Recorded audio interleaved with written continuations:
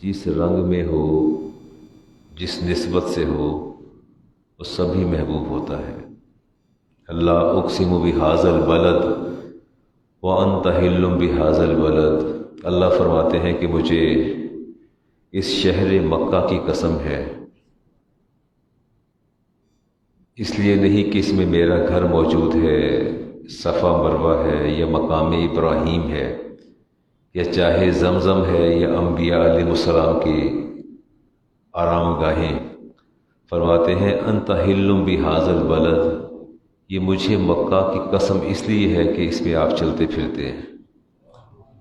اللہ تبارک و تعالیٰ نے اس کو تکریم بخشی مکہ کو، تو بنیادی وجہ یہ بتائی کہ اس میں میرے حبیب خود چلتے پھرتے ہیں۔ بیت اللہ کے مختلف نام آتے ہیں۔ سورۃ مائدہ کی آیت نمبر 97 میں اللہ تعالیٰ فرماتے ہیں جعل اللہ الکعبۃ بیت الحرام، کہ تمہارے رب نے کعبہ کو عزت اور حرمت والا گھر بنا دیا۔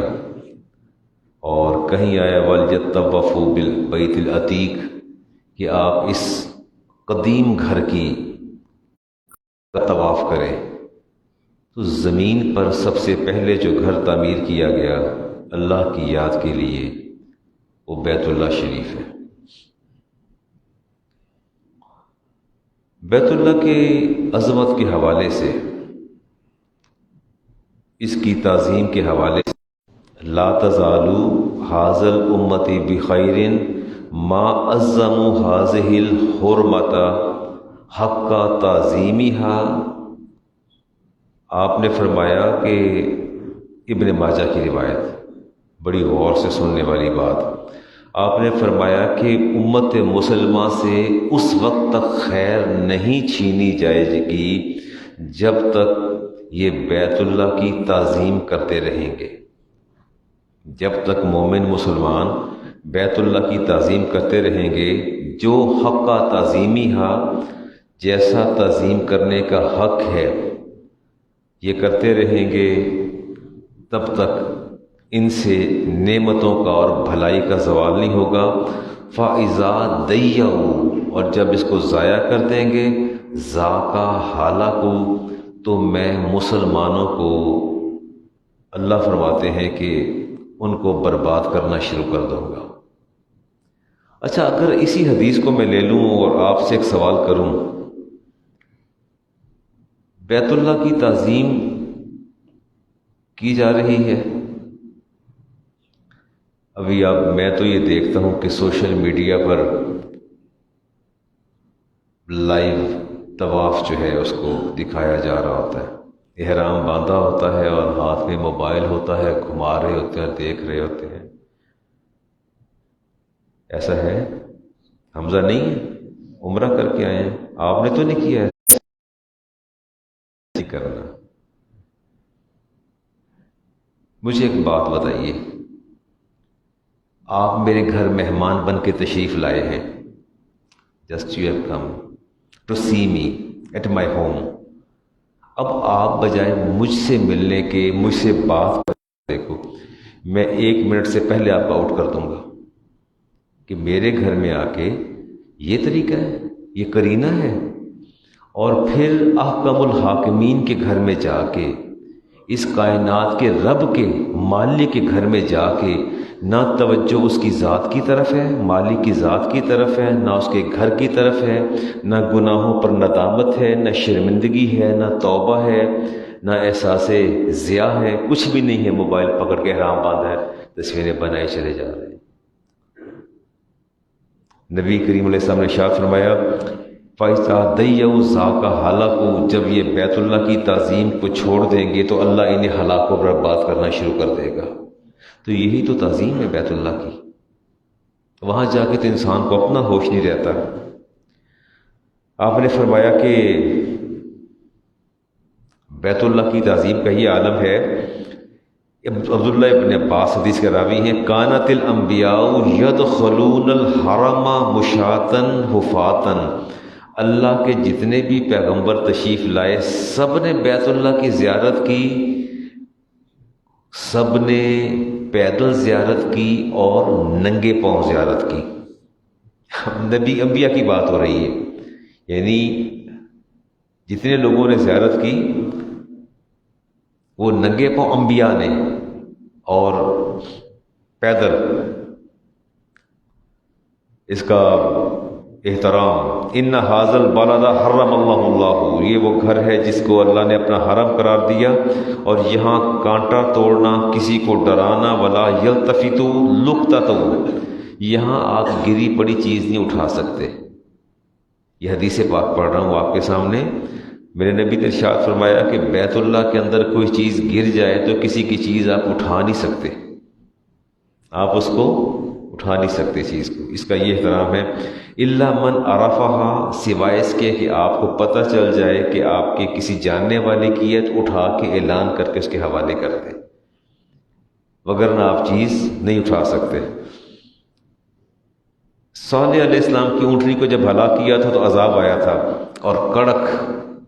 اچھا، ان میں سے آپ نے ارشاد فرمایا، امام ترمذی کی روایت ہے جی، امام مسلم کی، عبداللہ ابن عباس راوی ہیں، وہ جب پوری قوم پر عذاب آیا تو قوم کا ایک فرد بیت اللہ پہنچا ہوا تھا، قوم کا ایک فرد بیت اللہ پہنچا ہوا تھا، اور آپ نے فرمایا کہ جانتے ہو وہ کون تھا؟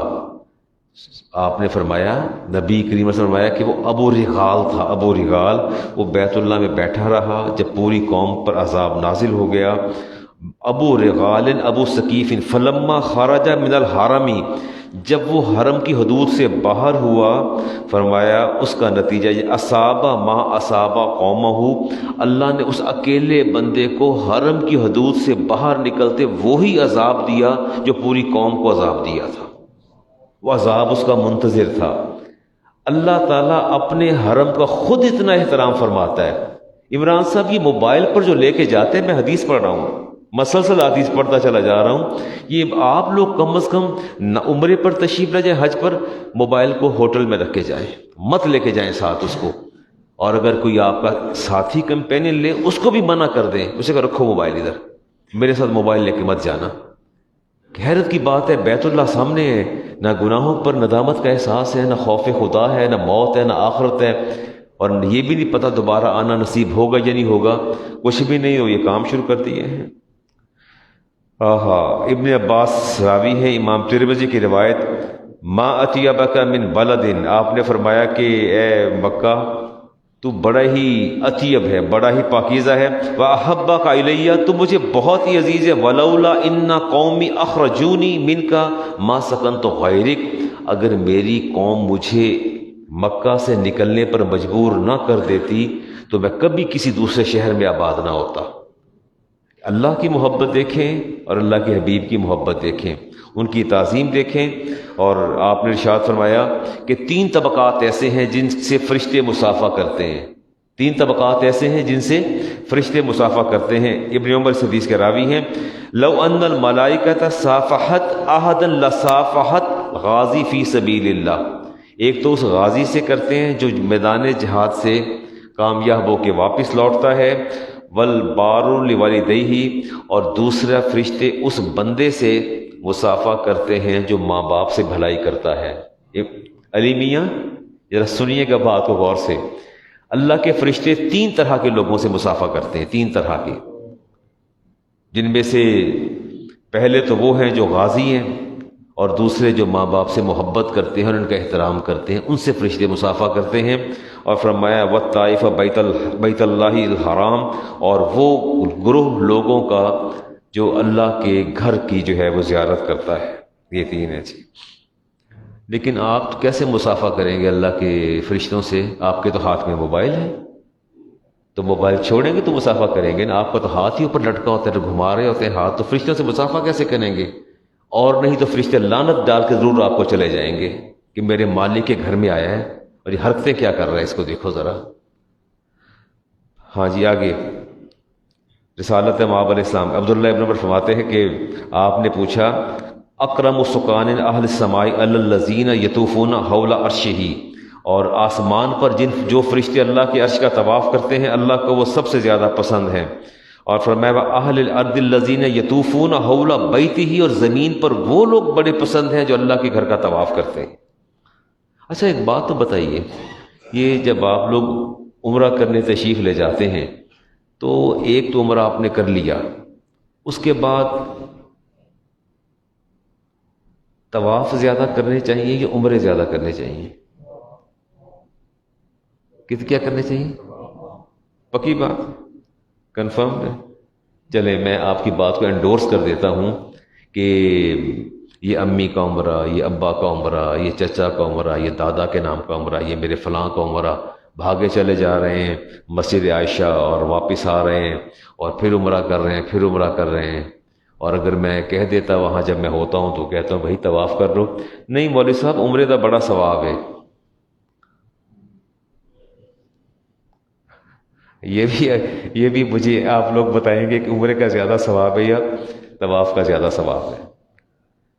بہر طور جی کوشش کیا کریں طواف ہی کیا کریں زیادہ، عمرہ بھی 2 کر لیں 3 کر لیں، لیکن یہ کہ طواف زیادہ کر لیا کریں۔ موسم کی شدت، آج موسم بہت گرم ہے شیخ اخلاق صاحب، بہت گرمی باہر آج میں آیا ہوں، میں کہہ رہا تھا کوشش کرتے ہیں آج جماعت 2 بجے کھڑی کر دیتے ہیں، اور اگر بیت اللہ میں دوران طواف بارش ہو جائے تو کیا ہوگا؟ اچھا لگے گا؟ یہ بھاگ کے برآمدوں میں چلے جائیں گے؟ اچھا لگے گا؟ من طاف بالکعبۃ فی یوم مطر، آپ نے فرمایا ابن ماجہ کی روایت، بارش بیت اللہ کا طواف کر رہے ہیں، اوپر سے بادل برس پڑے ہیں، کتب اللہ لہ بکل قطرۃ تصیب حسنۃ، فرمایا اللہ تعالیٰ ہر بارش کا وہ قطرہ جو اس کے بدن پر گرتا ہے اللہ تعالیٰ اس کے بدلے ایک نیکی لکھ دیتا ہے، ٹھیک ہے؟ وَمَحَا عَنْهُ بِالْأُخْرَى سَيِّئَةً، اور جب دوسرا قطرہ گرتا ہے تو اللہ تعالیٰ اس کے بدلے اس کے گناہ کو معاف کر دیتا ہے۔ لوتی صاحب میرے پاس تو پیمانہ نہیں کہ میں برسنے والے بادلوں کے قطروں کو گن سکوں، وہ مالک بہتر جانتا ہے، جو برسا رہا ہے بادلوں کو ان قطروں کی تعداد کو وہ زیادہ بہتر جانتا ہے۔ تو کبھی اتفاق سے بارش ہو بھی جائے تو بھاگ نہ جائے کریں، رک جائیں، کچھ نہیں ہوتا، حدیث آپ پیش نظر رکھیں جی۔ رسول کریم علیہ السلام نے ارشاد فرمایا کہ جس نے گرمی کے موسم میں شدید گرمی میں والے دن شدید الحر سخت گرمی کے اندر جس نے 7 چکر لگائے بیت اللہ کے، اسلام حجر اسود بھی کیا، کسی کو تکلیف نہیں دی، کلام بھی قلیل کیا، ذکر الہی کرتا رہا، کان لہ بکل قدم یرفعها ویدعها 70,000 حسنۃ، اللہ تعالیٰ اس کے ہر اٹھنے والے قدم کے بدلے 70,000 نیکیاں عطا فرما دیتا ہے۔ لیکن شرط یہ ہے کہ کسی کو تنگ نہ کیا ہو، کسی کو، نہیں تو ہم باز آتے ہیں، ہم تو نہیں باز آتے، دھکے نہیں دیتے، طواف کے دوران بھی دھکے دیتے ہیں، اور اگر کبھی دل مچل جائے حجر اسود کا بوسہ لینے کے لیے تو اس کے بعد تو پھر سب کی ایسی تیسی پھیر دیتے ہیں، جیسے کوئی اصلی دشمنی نہیں ہوتی کسی کے ساتھ، نہ کسی کی گردن کا پتہ ہے، نہ کسی کے سر کا پتہ ہے، نہ کسی کی تکلیف کا پتہ ہے، بس وہ حجر اسود کا بوسہ۔ میں نہیں بات کرتا اس پر، آگے چلتے ہیں جی۔ فرمایا یمحی عنہ بکل قدم یرفعہ ویدعہ 70,000، اور جو قدم زمین پر رکھتا ہے اللہ اس کے بدلے بھی اٹھنے والے قدم پر بھی 70,000 نیکی، اور رکھنے والے پر بھی 70,000 نیکی عطا فرماتا ہے۔ النظر الی بیت الحرام میں عبادت، بیت اللہ کو بیٹھ کے دیکھنا بھی عبادت ہے، بیٹھ کے دیکھنا بھی عبادت ہے۔ ایمان، کعبے کو دیکھنا خالص ایمان کی علامت ہے، کعبے کو دیکھنا بیت اللہ کو خالص ایمان کی علامت ہے۔ اور آپ ابن مسیب فرماتے ہیں کہ جس نے ایمان کی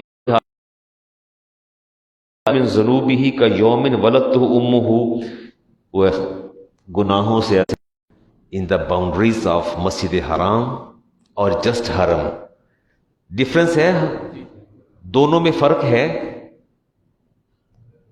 مسجد حرام اور حرم مدینے کے اس پہاڑ سے لے کے اس پہاڑ تک سارے کو حرم قرار دیتا ہوں۔ آپ حرمین شریفین کہتے ہیں نا، حرمین شریفین کہتے ہیں نا، تو دونوں میں فرق نہیں ہے، ایک اللہ نے حرم قرار دیا اور ایک اللہ کے رسول نے حرم قرار دیا، اور آپ فرماتے ہیں حرمین شریفین ہے، ٹھیک ہے۔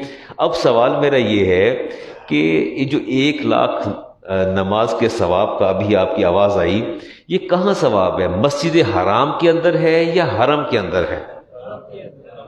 مطلب اگر آپ کا اسٹے ہوٹل میں ہے، اذان آئی، آپ کو پتہ ہے کہ 12 13 14 منٹ کے بعد جماعت کھڑی ہو جائے گی، اور ڈسٹینس اتنا ہے کہ آپ چل کے جائیں گے تو نہیں پہنچ سکتے، ٹھیک ہے، جو کہ مسجد حرام میں جا کے بھی آگے چلتے جائیں کتنا طویل فاصلہ طے کرنا پڑتا ہے۔ تو اگر آپ کو وہاں نماز ہوٹل کے اندر ادا کرنا پڑ گئی، شیخ صاحب کرام اپنا اخلاق سے بڑی نمازیں ادا کر کے آئیں، اگر وہاں کرنی پڑ جائے تو کیا ہوگا؟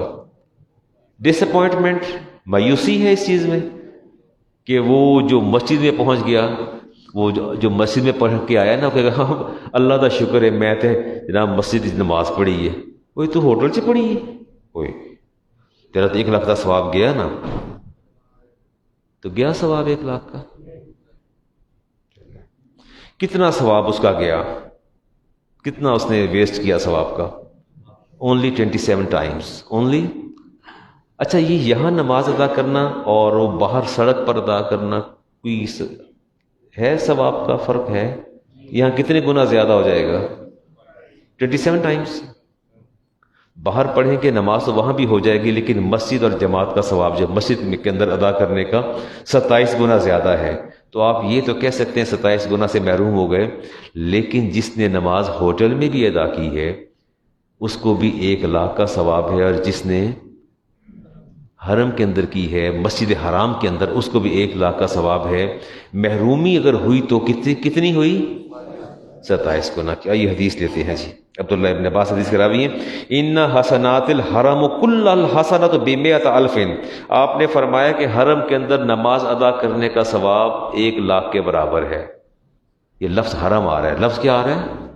تو آپ نے ابھی مجھے خود بتایا کہ علامہ صاحب حرم اور مسجد حرام میں فرق ہے، اس میں کیا ہے؟ فرق ہے۔ اور راجح قول یہ ہے، تمام ہمارے محدثین اور ہمارے جتنے فقہا ہیں وہ کہتے ہیں کہ حرم کے اندر نماز ادا کی جائے۔ یس،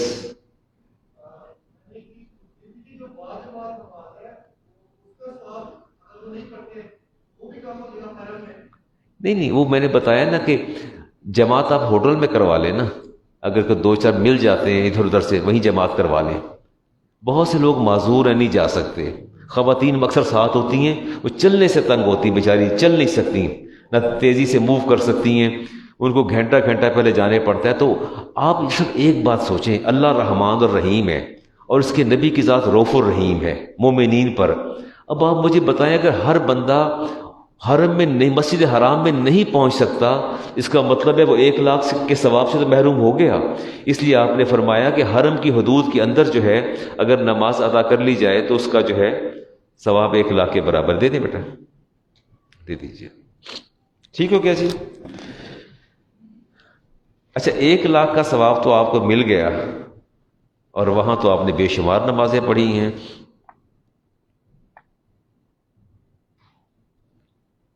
یہ کیا ہے جی، کل رات میں مغرب کی نماز پہ جا رہا تھا تو ایک گاڑی والے نے ریورس گیئر کے ساتھ، چوٹ میری آنکھ پر لگ گئی، باقی جسم پر دعا کرنی ہے۔ اچھا، دعا کرتے ہیں جی، بالکل دعا کرتے ہیں آپ کے لیے، اللہ تعالیٰ آپ کو صحت عطا فرمائے اور آپ کی بصارت اللہ کامل فرمائے، اور جو بھی تکلیف ہے اللہ تعالیٰ رفع فرما دے، اور آپ کی آنکھ کی بصارت کو بحال فرما دے، نور کو بحال فرما دے، اور جتنی تکلیف آپ نے اٹھائی ہے اللہ تعالیٰ اس کے ہر لحظہ اور لمحہ اور ساتھ کے بدلے آپ کو اجر عظیم عطا فرمائے۔ مومن مسلمان کو کانٹا بھی چبھ جاتا ہے، میرے نبی نے فرمایا، تو اللہ تعالیٰ اس کا بھی اجر عطا فرما دیتا ہے۔ آپ نے جو تکلیف اٹھائی اللہ تعالیٰ اس کا اجر عطا فرمائے گا۔ بہت کثرت سے سوال آ رہے ہیں کہ علامہ صاحب وہاں جماعت وہ نجدی ہیں، وہابی ہیں اور بد عقیدہ ہیں، ان کے پیچھے نماز پڑھیں کہ نہ پڑھیں، اور کیا کریں؟ وہ کہتے ہیں جی وہ ٹھیک نہیں ہے، وہ لوگ جو وہاں کے ائمہ ہیں ان کے پیچھے نماز نہیں ہوتی۔ اور میں نے پوچھا کیوں؟ کہتے وہ نجدی ہیں، وہ بد عقیدہ ہیں، ان کے پیچھے نماز نہیں ہوتی۔ تو کیا کریں؟ اب یہ سوشل میڈیا بھی چل رہا ہے، تو گویا آپ حرمین طیبین کے ائمہ کو کافر سمجھتے ہیں؟ اگر کافر سمجھتے ہیں تو جماعت چھوڑ دیں، ایک بات۔ اگر مسلمان ہیں اور صاحب ایمان ہیں تو حرمین میں جا کے نماز کو ترک کر دینا بدترین خسارہ ہے۔ ٹھیک ہو گیا؟ شخصی طور پر کسی کلمہ گو کو ضروریات دین کے قائل شخص کو کافر کہنا، اس کا کفر ثابت نہ ہو، اسے کافر کہنا، یہ انتہائی جہالت کی علامت ہے۔ جملہ دوبارہ سن لیجئے گا، پھر بات دہراتا ہوں۔ شخصی طور پر ان پرسن کسی کلمہ گو کو بغیر تحقیق کے، اور اس شخص کو جو ضروریات دین کا قائل ہو، کس کا قائل ہو؟ دین کا قائل ہو، اور اس شخص کا کفر بھی ثابت نہ ہو، اسے کافر سمجھنا، یہ معصیت اور جہالت ہے۔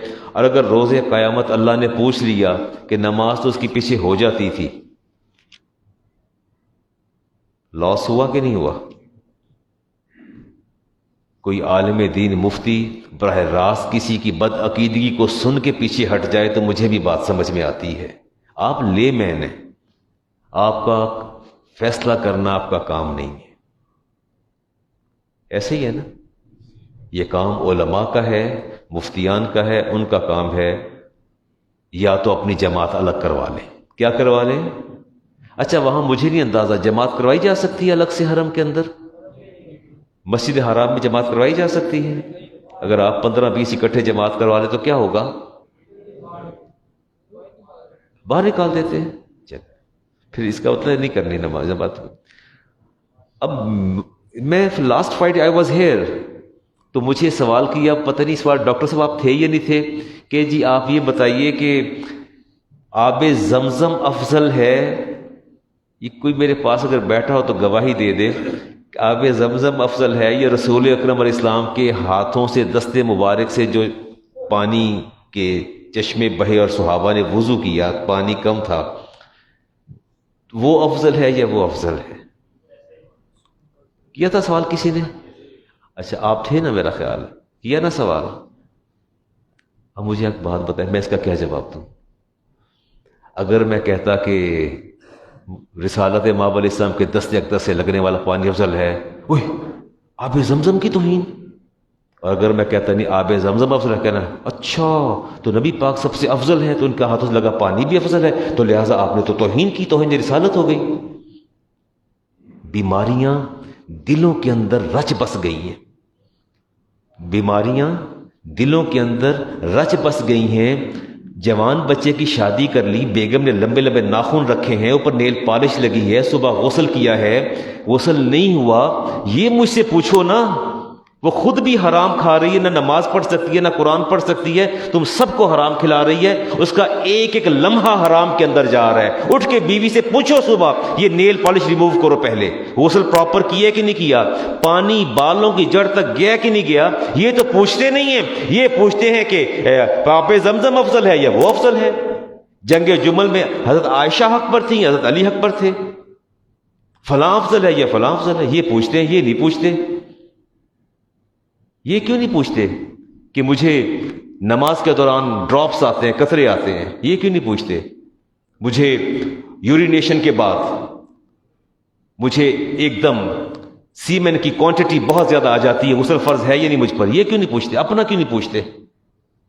یہ میں کہتا ہوں، اگر تو اللہ تعالیٰ نے آپ سے سوال کرنا ہے وہ شاجرات صحابہ کے بارے میں، اگر آپ سے اللہ نے پوچھا روٹی افضل ہے یا پانی افضل ہے، تو آپ نے فرمایا بھوک لگے تو روٹی افضل ہے، پیار ہے، یہ فیصلہ اللہ نے آپ سے کروانا ہے؟ بڑی بات ہے۔ اب کہتے ہیں جی مجھے جواب دے۔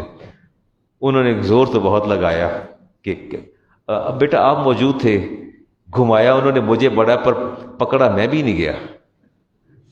میں 24 سال میں نہیں آپ سے پکڑا گیا تو ایک لمحے میں کیسے پکڑا جاؤں گا؟ میں بڑا ہی محتاط آدمی ہوں، اپنی گفتگو میں بڑا نپا تلا۔ اور دوسری بات یہ ہے کہ میں اللہ کی بارگاہ میں استغاثہ پیش کر کے، نبی کریم علیہ السلام کی بارگاہ میں استغاثہ پیش کر کے ان کے منبر پر آتا ہوں کہ یا اللہ میری زبان، اپنے حبیب کے صدقے میری زبان کو قابو میں رکھنا، میرے ہر فعل اور قول کو قابو میں رکھنا۔ میں استاد ہوں اور استاد کے منہ سے نکلی بات حجت اور دلیل ہوتی ہے۔ یہ آب زمزم کی فضیلت تھوڑی سی آپ کو بتا دیں کہ انہ ماشکا جیون قط ولا عطشا، آپ نے فرمایا آب زمزم پیا کرو، امام مسلم کی حدیث ہے، یہ پیاس بھی مٹاتا ہے اور بھوک بھی مٹاتا ہے، ٹھیک ہو گیا جی. اور انہا مبارکۃ انا طعام طیمن فرمائیے، ایسا ابو ذر فرماتے ہیں ایسا زبردست پانی ہے کہ جو بھوک بھی ختم کر دیتا ہے اور پیاس بھی ختم کر دیتا ہے. امام حاکم کے حدیث مستدرک میں نقل کی، قال النبی علیہ السلام ماء زمزم لما شرب لہ، آب زمزم پیتے جس چیز کی نیت کریں گے یہ اسی کے لیے کافی ہو جائے گا. ٹھیک ہو گیا جی. اور اگر آپ نے شفا کی نیت کی ہے تو شفا مل جائے گی. اگر ان شربتہ مستعیذن اعاذک باللہ، اور اللہ کی پناہ مانگیں گے تو اللہ کی پناہ عطا کر دے گا. اور آپ نے فرمایا کہ میں اے صحابہ جب میں آب زمزم پیتا ہوں تو میں کہتا ہوں اللہم اسألک علما نافعا، یا اللہ مجھے علم نافع عطا فرمانا، ورزقا واسعا، اور رزق وسیع عطا فرمانا، وشفاء من کل داء، اور ہر بیماری سے شفا بھی عطا فرما دینا. یہ آپ دعا مانگا کرتے تھے.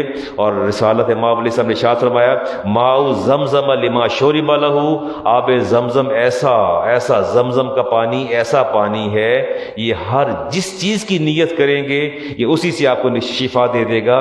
وہذا اشربہ لعطش القیامت ثم شاربا، میں اللہ کا رسول تمہیں تجویز دیتا ہوں کہ آب زمزم پیتے ہوئے دعا کرنا یا اللہ روز محشر ہمیں پیاس سے محفوظ رکھنا.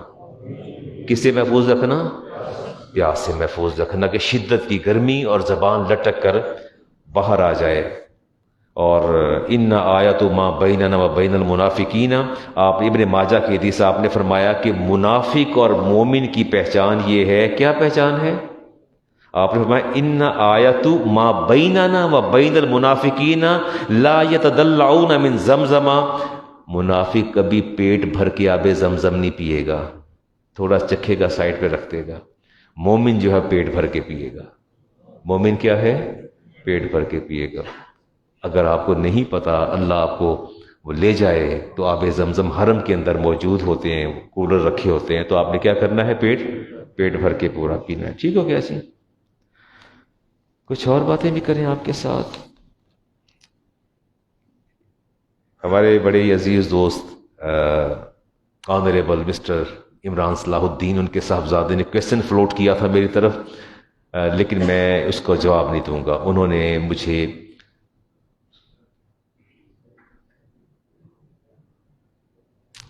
look at me my son, what kind of question do you float towards me؟ کوئی رقم جو واپس آتی ہے cash back, we will discuss it inshallah on next Friday. what's about cash back؟ اس کو ڈسکس کریں گے. اور another thing that is the question floated towards me, that is forex trading.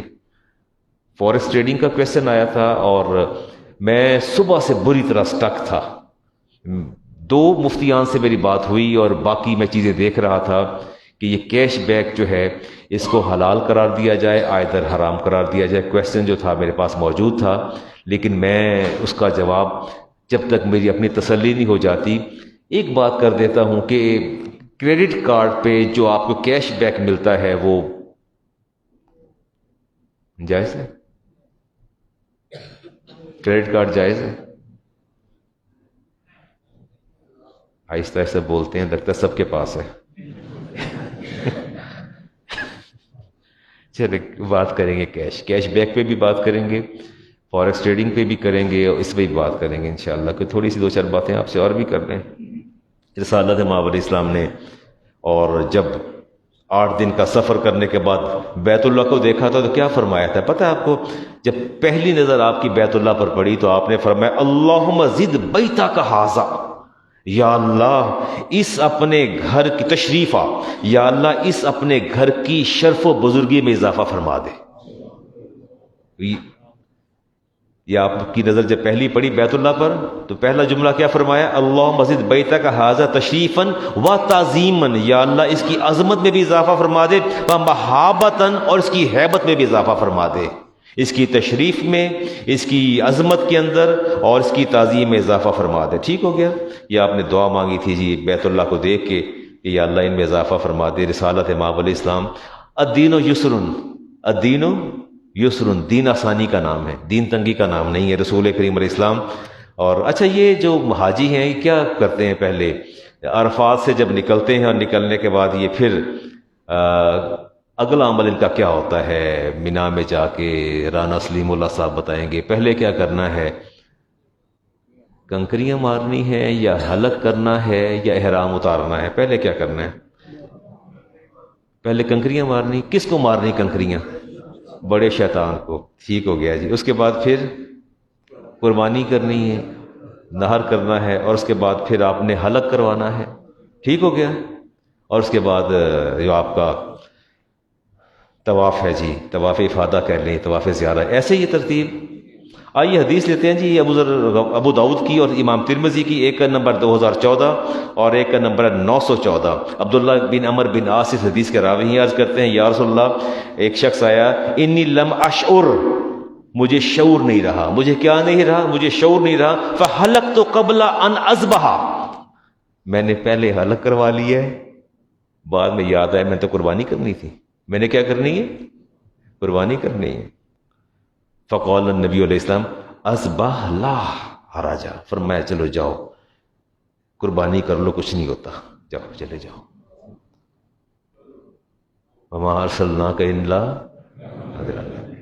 دوسرا ہے، کہتے ہیں یا رسول اللہ لم اشعر، یا رسول اللہ مجھے یاد نہیں رہا، شعور نہیں آیا. فنحرت قبل ان ارمی، میں نے رمی پہلے کر لی ہے. اور قبلہ کہتے ہیں نہر تو قبلہ، میں نے قربانی پہلے کر لی ہے اور میری رمی رہ گئی، میں کیا کروں؟ فرمایا قال ارمی ولا حرج، فرمایا جاؤ جا کے کنکریاں پھینک لو، کچھ نہیں ہوتا، تیرا حج ہو جائے گا، تیرا حج ہو جائے گا.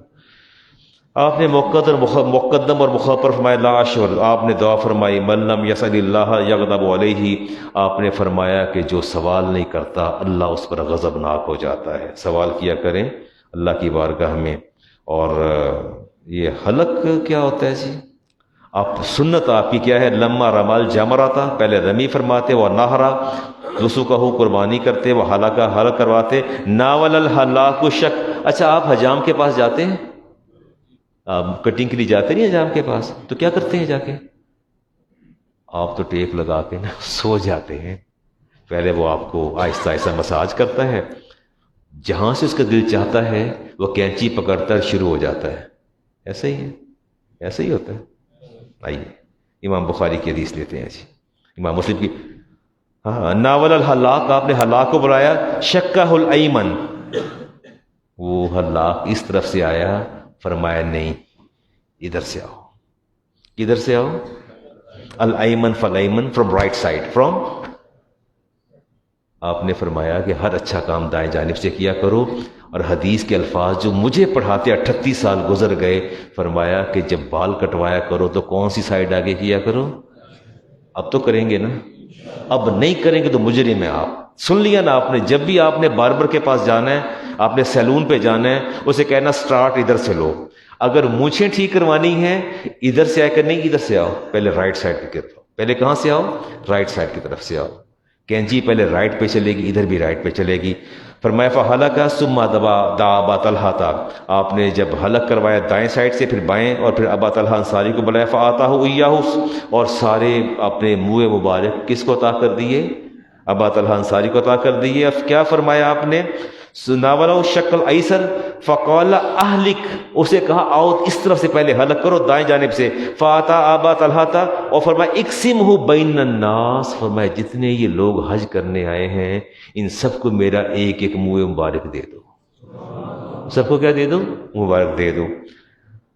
خالد بن ولید کو پتہ چلا دوڑے کہ میرے حصے میں کچھ نہیں آیا. تو ابا طلحہ انصاری نے کہا کہ پیشانی مبارک کا ایک بال میرے پاس ہے، وہ لے لو. پھر کیا ہوا؟ فلم اشہد قتالاً، آپ نے بال ٹوپی میں سی لی. اور فرماتے ہیں فلم اشہد قتالاً، میں اس ٹوپی کے بغیر کبھی کسی جہاد کے اندر نہیں گیا، اس ٹوپی کے بغیر. وہی معیہ، فرمایا وہ میرے ساتھ ہوتی. الا رزقت النصر، اور خدا کی قسم مجھے جس جہاد میں فتح ہوتی تھی نہ تو میرے فنون حرب سے ہوتی تھی، نہ آلات حرب سے ہوتی تھی، نہ جنگی حکمت عملی سے ہوتی تھی۔ خالد بن ولید کا یہ ایمان اور عقیدہ ہے کہ میری ٹوپی کے اندر جو منہ مبارک صلہ ہے، میری فتح اور کامیابی اور کامرانی اس منہ مبارک کا صدقہ ہے۔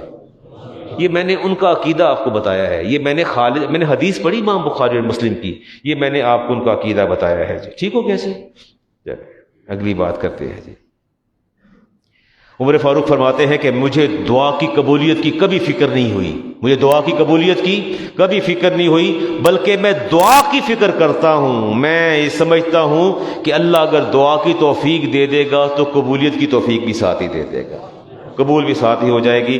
عرفات کے اندر رانا سلیم صاحب دعائیں مانگی جاتی ہیں، اور 9 ذی الحج کو 9 کو جائیں گے نا عرفات، وقوف عرفہ 9 کو ہوگا نا جی، 9 ذی الحج کو ہوگا۔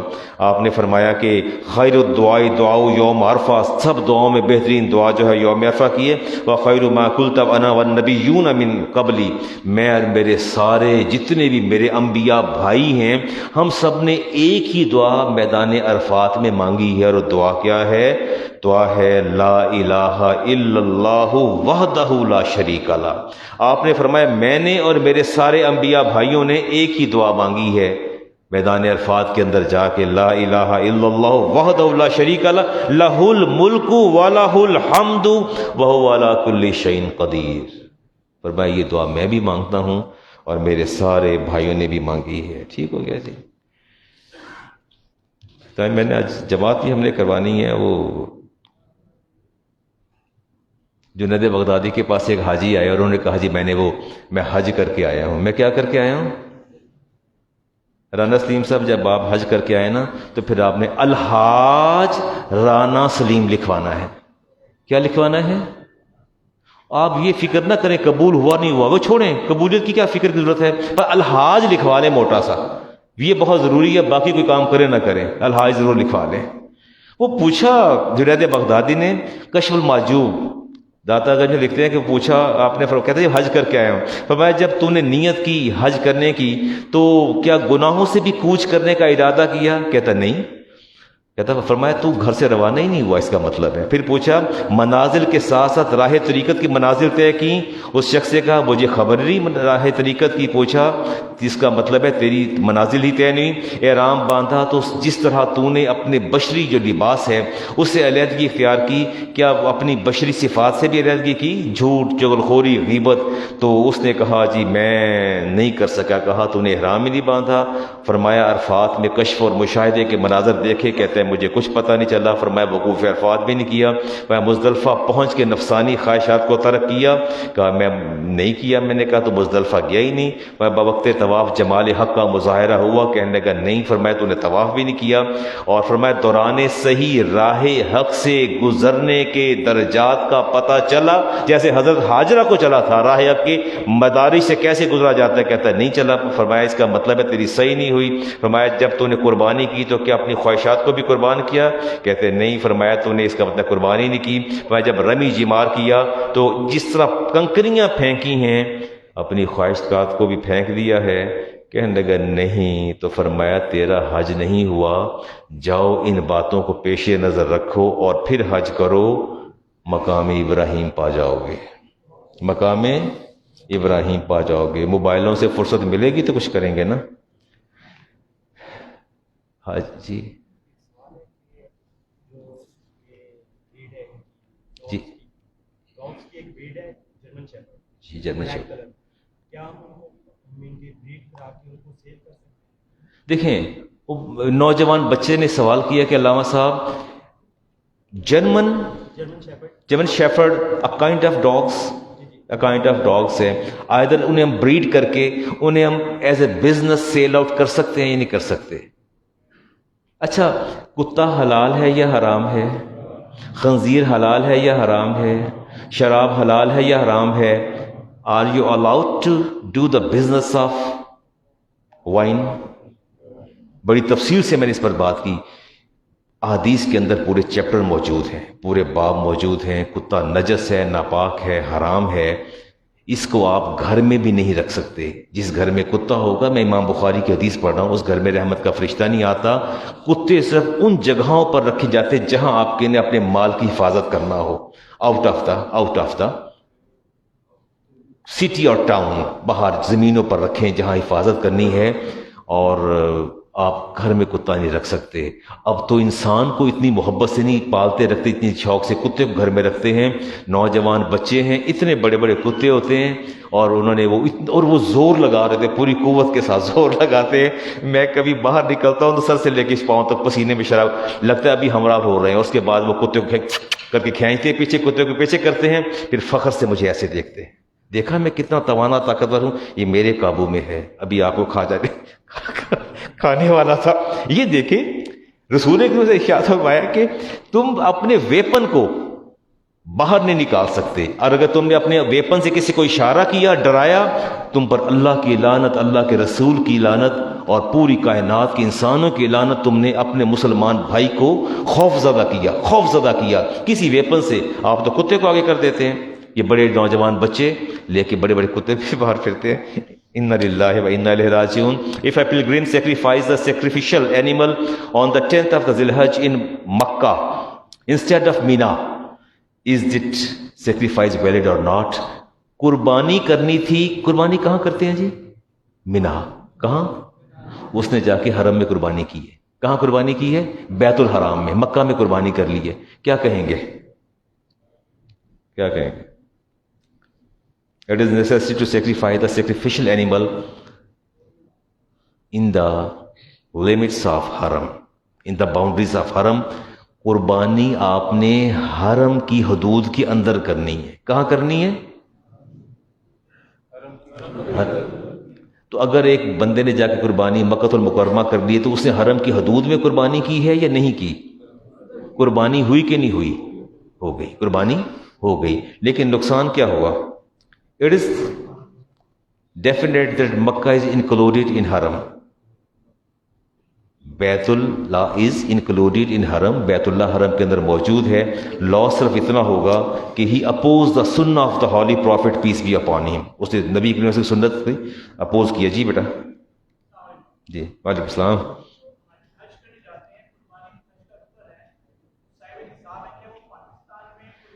وہ بچہ کہتا ہے جی قربانی کرنے میں حج پر جو جا رہے ہیں ہمارے ابھی تو مجھے رانا سلیم صاحب نظر آ رہے ہیں، یہ حج کرنے جا رہے ہیں، تو کیا قربانی وہیں کریں گے یا یہاں کریں گے؟ واجب وہاں ہے یا یہاں ہے؟ اس سوال کا جواب دے دیتے ہیں جی. ہاں یہاں بھی کرنی پڑے گی. اچھا میرا خیال ہے آپ مجھ سے سوال کریں کہ علامہ صاحب قربانی کہاں کرنا پڑے گی.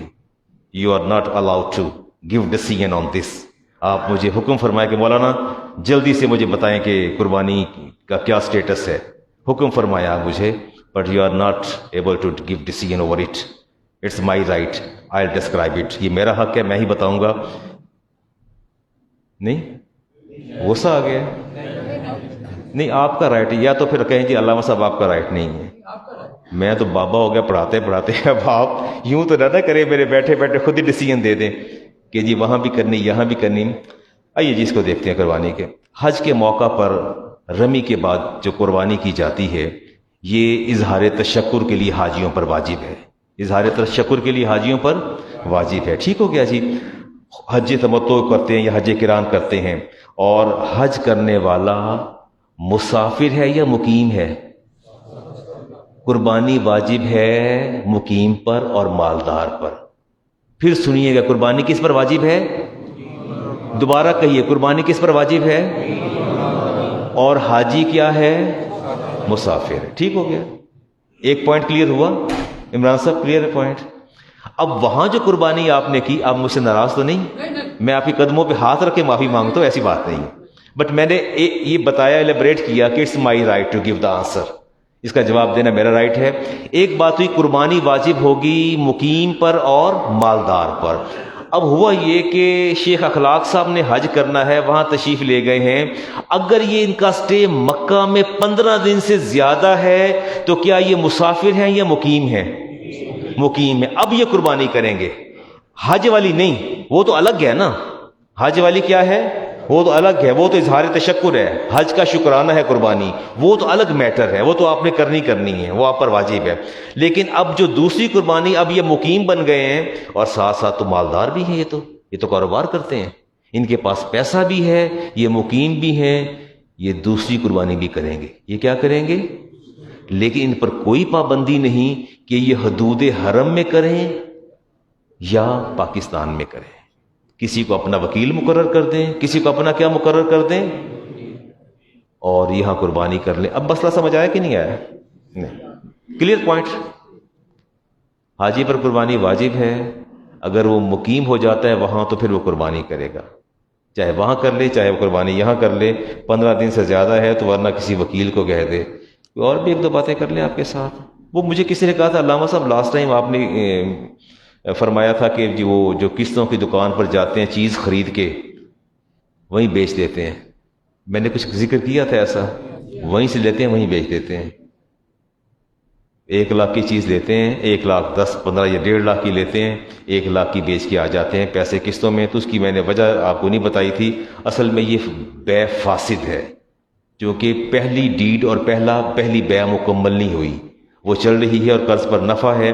اس پر میں حدیث آپ کے سامنے رکھتا ہوں۔ عائشہ صدیقہ طیبہ طاہرہ فرماتی ہیں کہ ایک عورت نے زید بن ارقم رضی اللہ تعالیٰ عنہ سے 800 درہم میں باندی خریدی اور پھر وہیں کھڑے کھڑے آپ کو بیچ دی۔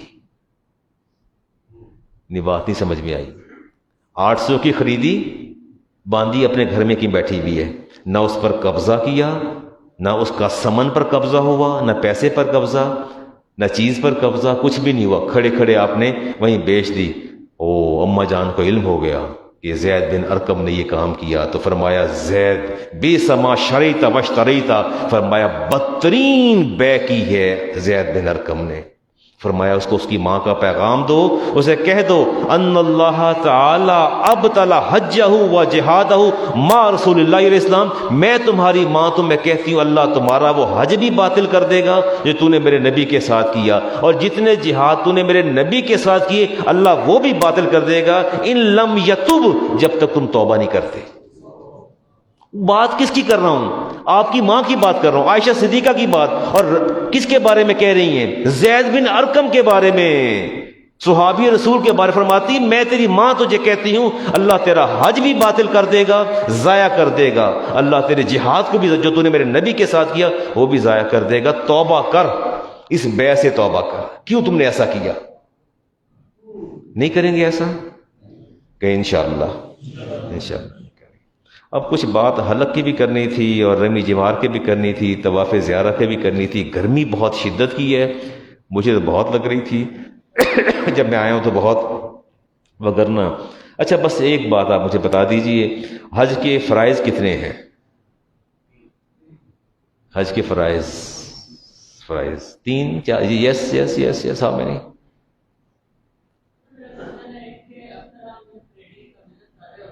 ٹریڈنگ، یس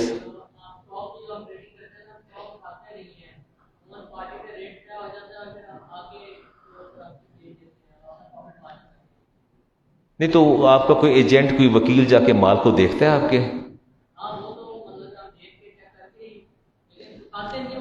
نہیں دیکھیے، آپ کا مال کو جا کے ٹریڈ کرتے ہوئے آپ کا مال کو جا کے دیکھ لینا، جائزہ لے لینا، یہی قبضہ شمار ہوتا ہے، ٹھیک ہے؟ اسے رویت خیار کہتے ہیں۔ میں اس پر بات کروں گا۔ رویت خیار دیکھنے کا رائٹ ہے، دیکھنے کا۔ میں آن لائن پر شور مچاتا ہوں، میں کہتا ہوں کہ آن لائن پر سودا ہو جاتا ہے۔ میں نے ایک ٹیبل منگوایا تھا آن لائن، اتنا بڑا ٹیبل لگ رہا تھا اور میں بڑا خوش ہو گیا، یہ تو میری بصارت کو کئی گنا زیادہ کر دے گا، ایسی تیز روشنی ہے۔ اور میں کھل گیا اور بچوں نے مجھے گفٹ کیا کہ یہ استاد جی وہ آپ کے لیے وہ ہم نے چائنا سے ڈائریکٹ آن لائن منگوا لیا ہے، وہ آپ کا ٹیبل لیمپ آ گیا ہے۔ تو میں نے دیکھا وہاں اتنا بڑا تھا اور اوریجنل اتنا سا تھا، ٹیڑھا سا تھا۔ میں کہ یہ کیا ہے؟ اب رویت خیار کہاں گئی؟ یعنی جو دیکھنے کا اختیار ہے وہ کہاں گیا؟ تو اس لیے رویت خیار کا آپ کو اسلام نے حق دیا ہے، اس پر بات کریں گے انشاءاللہ۔ حج کے کتنے فرائض ہیں جی؟ 3 ہیں جی، کون کون سا ہے؟ جلدی سے بتا دیں، جلدی سے۔ احرام باندھنا، نیت کرنا، افرا سے اللہ آپ کو بھی حج کروائے گا، بے فکر ہو جائیے، میری دعا ہے آپ کے لیے۔ اور دوسرا کیا کرنا جی؟ وقوف عرفات۔ اور تیسرا کیا ہے؟ زیارت طواف زیارت، ٹھیک ہو گیا. یہ 3 ہو جائیں تو حج ہو جاتا ہے. اگر تینوں میں ایک بھی رہ جائے تو حج. اور اس کے واجب 6 ہیں رانا صاحب، 6 واجب ہیں اس کے. وقوف مزدلفہ واجب ہے، رمی واجب ہے، قربانی واجب ہے، حلق یا قصر واجب ہے، طواف وداع واجب ہے. اور اگر واجب چھوٹ جائے تو کیا ہوگا؟ تو کیا ہوگا؟ دم. کیا ہوگا؟ دم ہوگا. حدود حرم کے اندر آپ کو دم دینا پڑے گا. اور اگر آپ واپس آ گئے ہیں اور پھر بعد میں پتہ چلا کہ یہ واجب تھا، چھوٹ گیا دم دینا، تو کسی کو ریکویسٹ کر دیں کہ میرا جا کے وہاں دم دے دے حرم کے اندر. ٹھیک ہو گیا جی؟ سنتے ادا کریں گے. آئیے.